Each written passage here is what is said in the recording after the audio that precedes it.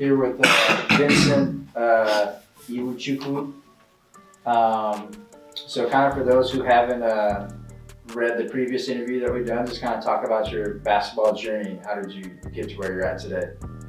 I started basketball in San Antonio when I first got here from Korea, and didn't really enjoy it.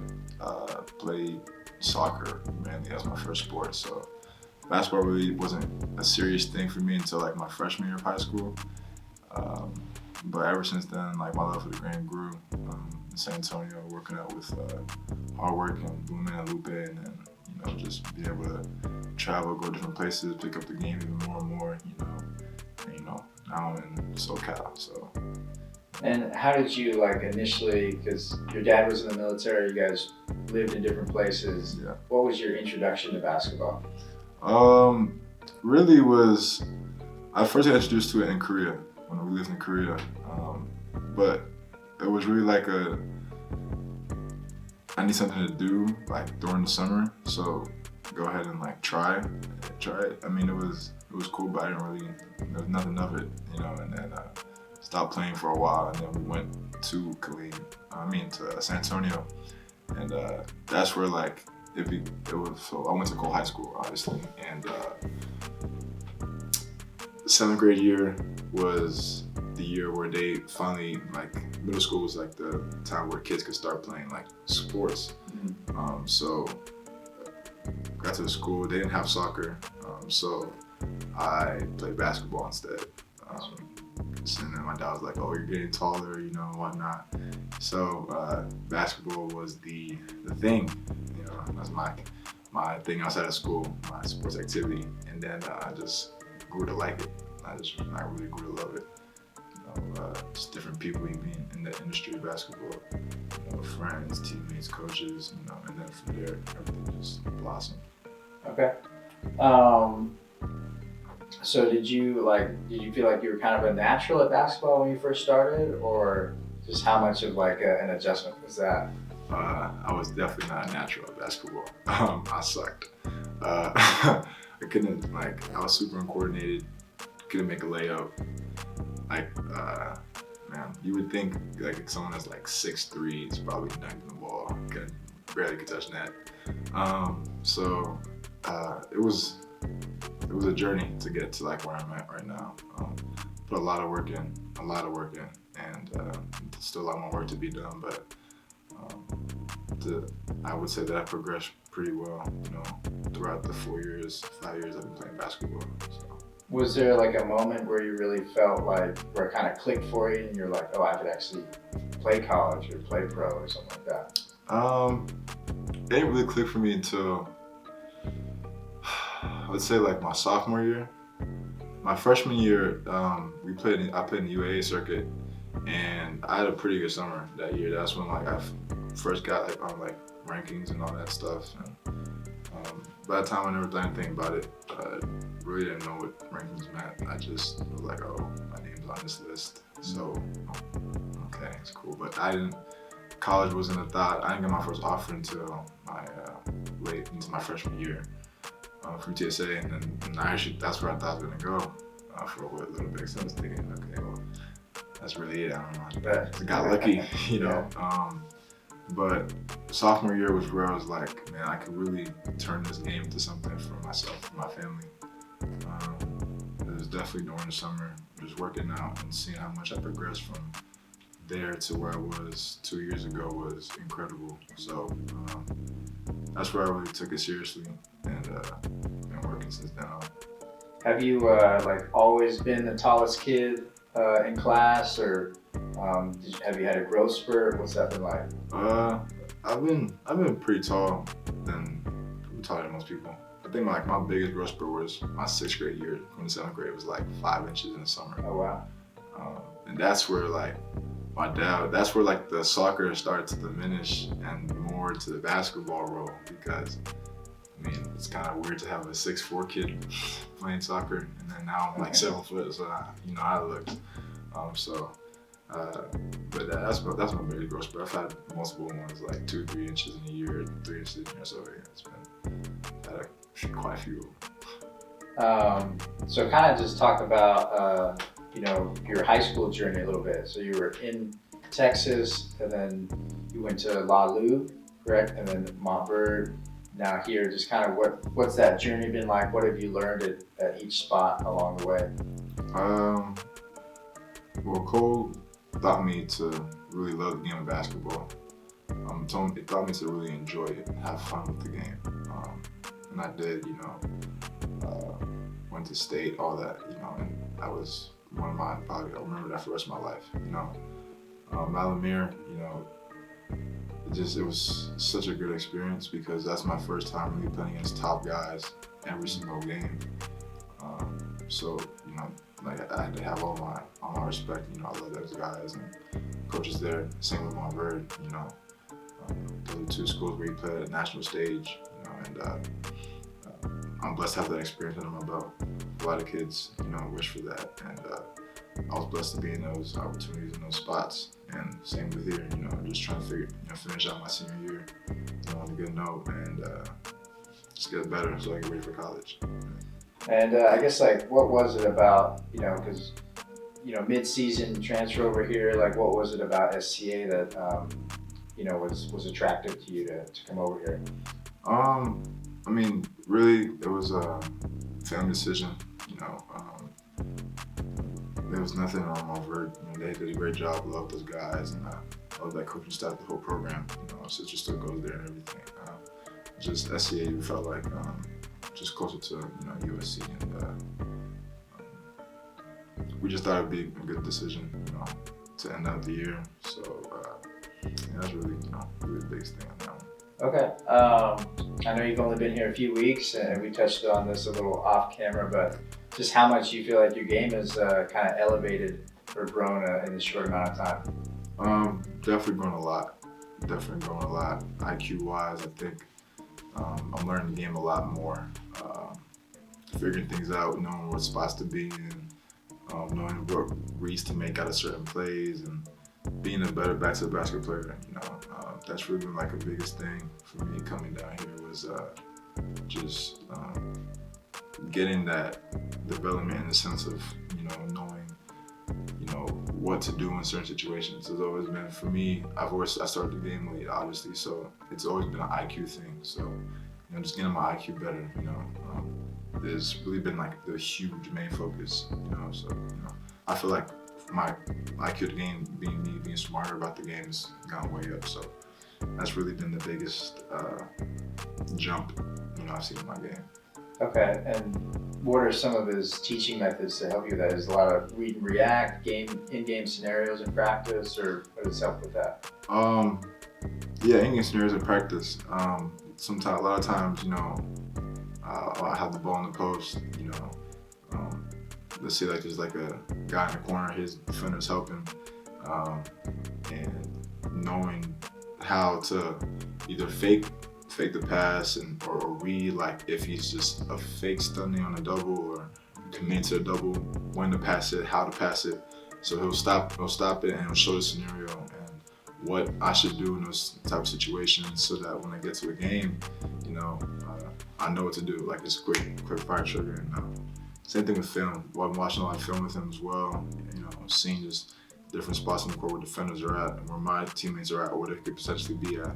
And it's not just for this school; it's just for my future in basketball.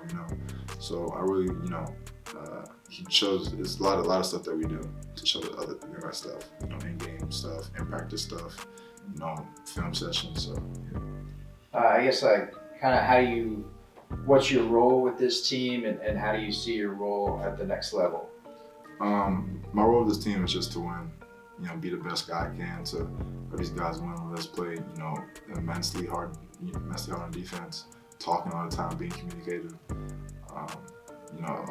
My biggest role to any team is just to help the team program win. Whether that be a vocal guy in practice, whether that be a scorer on offense if they need me to in certain possessions, or being a guy that has to guard the perimeter for a couple of possessions. Anything I do to make a team win. That's really it. I like winning, a lot. I really do hate losing. So whatever I can to win, I'm gonna do it. Nice. So segueing a little bit into your college decision, obviously, like you mentioned, you're going to USC, close by. Just kind of what led to that decision to commit to USC? Coaching staff for sure. Really liked Andy and like Coach Caprio and Mobley and all them. They've had a good track record with bigs as well. But mainly it was just their, I saw how passionate they were for the game and how much they really knew about it. And, I really wanted to dive myself into that, immerse myself into that whole program, and just learn from those guys, for however long I'm there. So it was really just their culture, their family culture. That was really the biggest thing that stuck out to me. And how the guys on the team really talked about their coaches and spoke highly of them, that was huge. What was like maybe their most consistent message to you when they were kind of pitching you on coming to USC? The biggest thing was, if you work hard, you'll get better here. As long as you put the work in, you'll get better here. They didn't sugarcoat anything.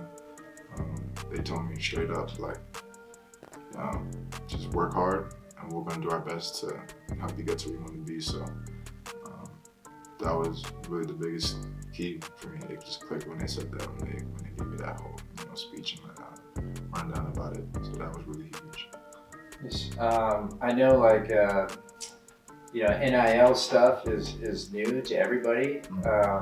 Did any of that kind of factor into a decision with coming to USC, or just what was that process like? Maybe getting some NIL pitches, that type of stuff.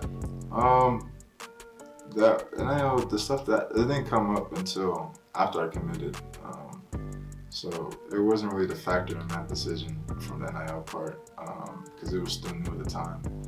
And I don't think it was past yet when I took in my visit and all that stuff.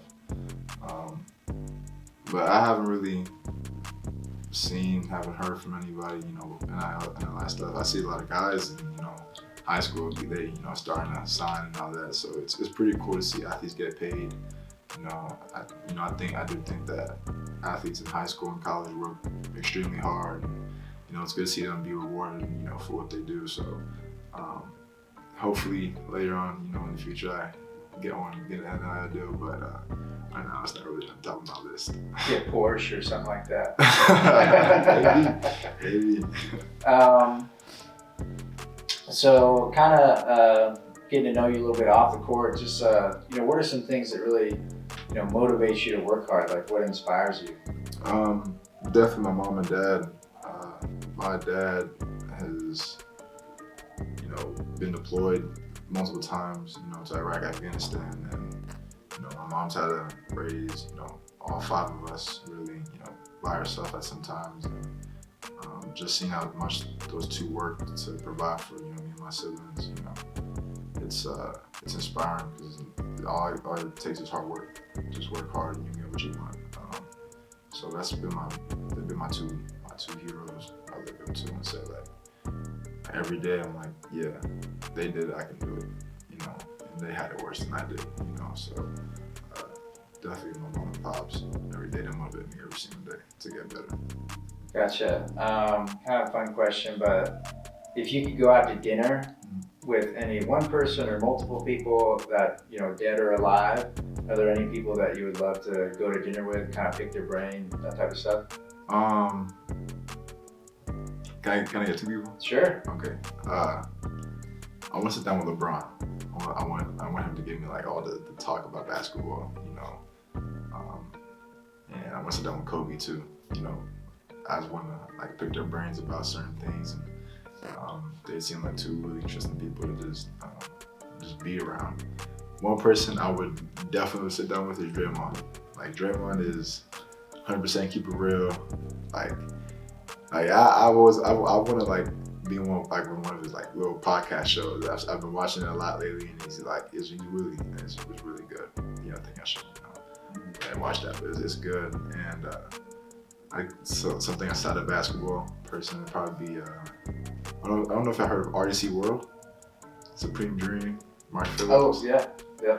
That group, they're the funniest people on the internet. Like, the funniest people on the internet. Like, I cry when they like make videos. It's crazy. I gotta meet them. some point in my lifetime, but definitely like those 4 guys, 3 guys of the group. So yeah. Gotcha. And just kind of like pick Draymond's brain, kind of learn about the game a little bit. Yeah. Kobe, LeBron, that type of stuff. Yeah. So if you were to wake up with $10 million in your bank account tomorrow, you know, you're rich. What would be your first purchase? Dang, that's tough. I haven't thought of that one. Okay.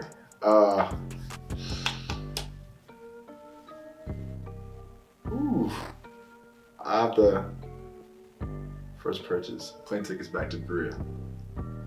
I gotta go back to Korea again. Okay. It was amazing. I gotta go back to Korea again. Go to Seoul. That'd probably be my first purchase, a vacation to Korea. And then after that, all the good stuff. We get my mom out of the house, cars, all that, for my family. But I gotta go back to Korea, man. It was such a beautiful place. That place has my heart, life. So definitely gotta go back there. Gotcha. And how long were you in Korea?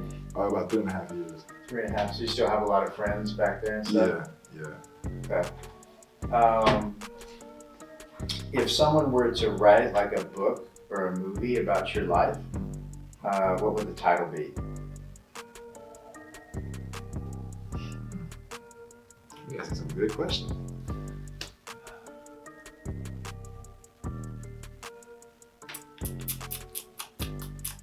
Okay, so let me see. If I'll make like a blockbuster movie, like I'm trying to make people like come to the movie.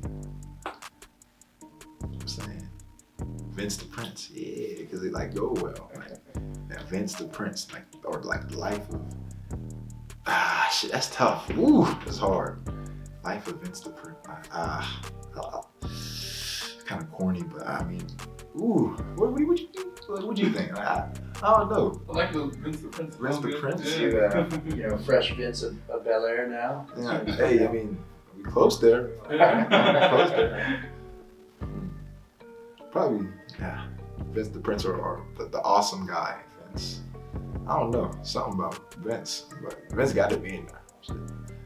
Vince the Prince. I like Vince the Prince. It go well. The life of Vince the Prince. I don't know, something like that. Yeah, I guess something like that. Who would be like? What actor would you want starring you in the movie? Ooh, that's good. Maybe Kevin Hart's too small. I would love to have him on there though. Would be Eddie Murphy or Chris Tucker. Okay. Eddie Murphy or Chris Tucker. Yeah. I got a little jokes in me, man. I'm a little funny, you know, sometimes. You can start me and then I'll have a good supporting cast. Kevin Hart be my coach. You know, that's a good. It's going like if I have a movie, it's gonna be great. Comedy, action, little sad sob stories at the side. You know, it's gonna be good. Yeah. Okay, all right. So Kevin Hart's playing Julius V in this movie. Hey, if he wants to, go ahead. So we'll close it with this, but 5 years from now, where do you see yourself? 5 years from now, I see myself being in the NBA. I see myself being in the league. I see myself, accomplishing goals that my family sees me accomplishing, people don't see me accomplishing. That's my dream. It's my goal. I'm gonna work towards that. No matter how hard it takes, no matter how long it takes. But for sure, I see myself being in the NBA, in the league. So. All right, man. Well, I appreciate it. Appreciate the time. Sure.